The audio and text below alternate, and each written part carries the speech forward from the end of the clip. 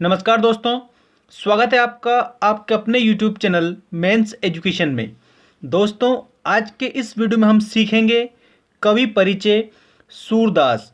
सूरदास जी का जीवन परिचय आपको इस वीडियो के माध्यम से बताया जाएगा, जिसमें सूरदास के संपूर्ण जीवन के बारे में तथा उनकी विभिन्न प्रकार की जो रचनाएं हैं उनके बारे में आज के इस वीडियो में हम सीखेंगे। तो आइए शुरू करते हैं सूरदास जी का जीवन परिचय। सूरदास कृष्ण भक्ति धारा के प्रमुख कवि हैं। साथियों, सूरदास किस भक्ति धारा के कवि हैं तो आप उसमें बताएंगे कि कृष्ण भक्ति धारा के कवि हैं। इनका जन्म 1478 में रुणकता या रेणुका क्षेत्र में माना जाता है। एक प्रश्न बना यदि कि सूरदास का जन्म कब हुआ तो आप बताएंगे 1478 ईस्वी में। कुछ विद्वान इनका जन्म दिल्ली के निकट सीही गांव में मानते हैं और जो कुछ विद्वान हैं वो इनका जन्म दिल्ली के निकट सीही नामक गांव में मानते हैं। किशोर अवस्था में ही ये मथुरा चले गए और बाद में मथुरा और वृंदावन के बीच गौघाट पर रहने लगे। एक बार वल्लभाचार्य गौघाट पर रुके। जब वल्लभाचार्य गौघाट पर रुके तो सूरदास ने उन्हें स्वरचित एक पद गाकर सुनाया। वल्लभाचार्य ने इनको कृष्ण की लीला का गान करने का सुझाव दिया। साथियों, जो वल्लभाचार्य जी हैं वो सूरदास जी के गुरु हैं। ये वल्लभाचार्य के शिष्य बन गए। जो सूरदास जी हैं वो किसके शिष्य बन गए तो प्रश्न में आपको उत्तर देना है कि वल्लभाचार्य जी के शिष्य बन गए और कृष्ण की लीला का गान करने लगे। ऐसी मान्यता है कि सूरदास जन्मांध थे, मतलब कि जन्म से अंधा होना जन्मांध कहलाता है। तो ऐसा माना जाता है कि सूरदास जन्मांध थे, पर उनके मर्मस्पर्शी चित्रण को देखकर इस बात पर विश्वास नहीं होता है। मतलब उन्होंने जो चित्रण किया है वो आंखों वाला व्यक्ति ही कर सकता है, उससे भी अच्छा चित्रण उन्होंने किया है। इसलिए हमें ये विश्वास नहीं होता है कि जो सूरदास है वो जन्म से अंधे थे। साथियों, सूरदास के जो पदों का संकलन सूरसागर है। सूरदास के पदों का संकलन सूरसागर है। सूरसारावली और साहित्य लहरी अन्य रचनाएं हैं। जब प्रश्न बना कि सूरदास के जो रचनाएं हैं वो लिखिए तो आपको बताना है सूरसागर, सूरसारावली और साहित्य लहरी, ये सूरदास की रचनाएं हैं। इनमें सूरसागर ही उनकी अक्षय कीर्ति का आधार ग्रंथ है।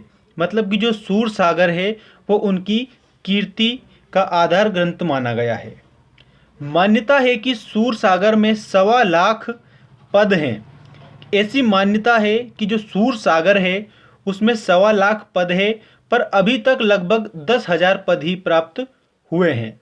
साथियों, जो सूरसागर है उसमें लगभग कितने पद हैं? 1.25 लाख पद हैं, लेकिन लगभग 10,000 पद ही प्राप्त हुए हैं।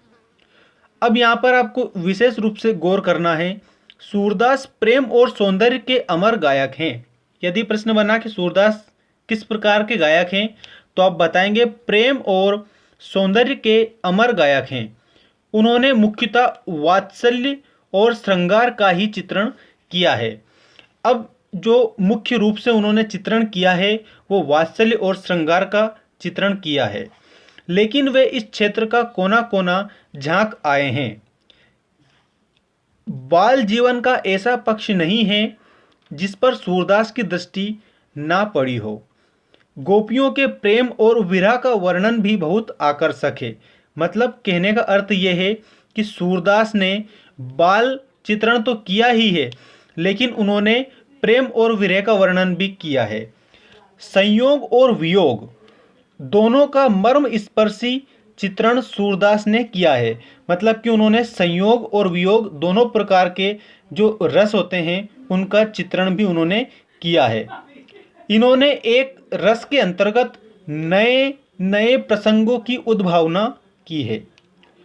इनके सूरसागर में गीति काव्य के भीतर महाकाव्य का स्वरूप झांकता हुआ प्रतीत होता है। दोस्तों, जो सूरदास है उनके जो सूरसागर उनकी जो रचना है उसमें महाकाव्य का स्वरूप प्राप्त होता है। ठीक है। सूरसागर का भ्रमर गीत प्रसंग सबसे चर्चित है। जो सूरसागर का भ्रमर गीत है वो सबसे ज़्यादा चर्चित है। इस प्रसंग में गोपियों के प्रेमोवेश ने ज्ञानी उद्धव को प्रेमी एवं भक्त बना दिया है।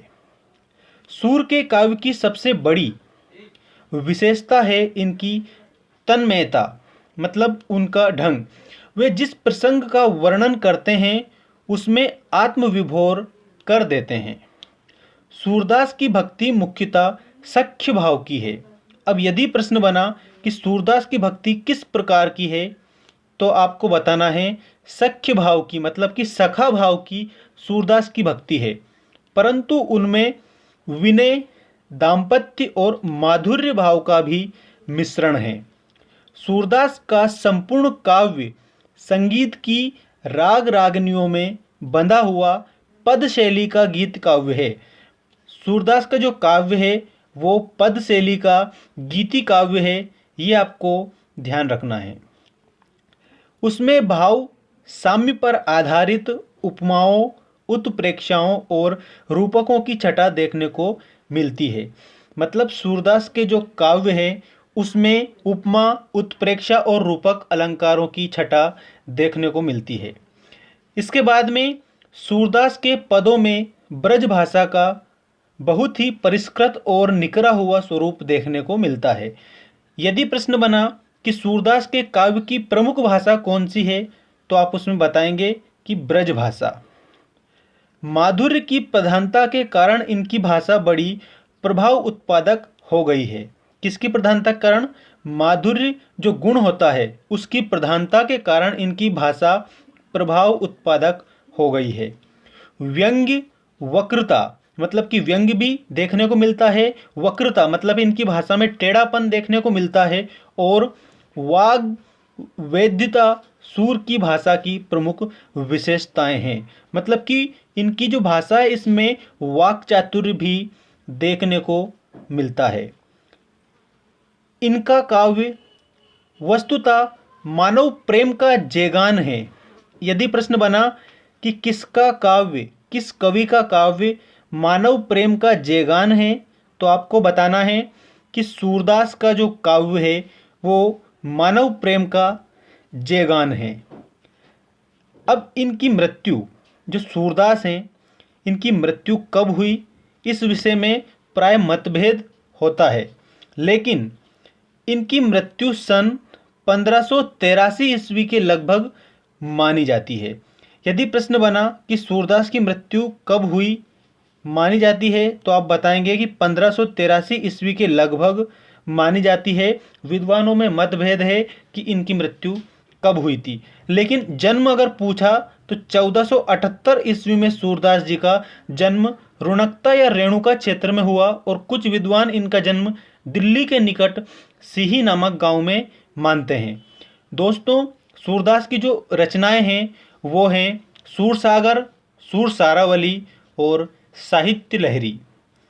आज के लिए बस इतना ही। धन्यवाद।